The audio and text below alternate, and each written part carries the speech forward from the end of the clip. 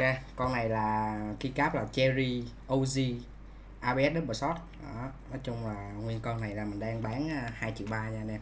Tình trạng còn rất đẹp ha, mình chỉ bán nguyên con thôi nha đó, không có kèm cái nấu này nha, không kèm nấu này nha. Ok.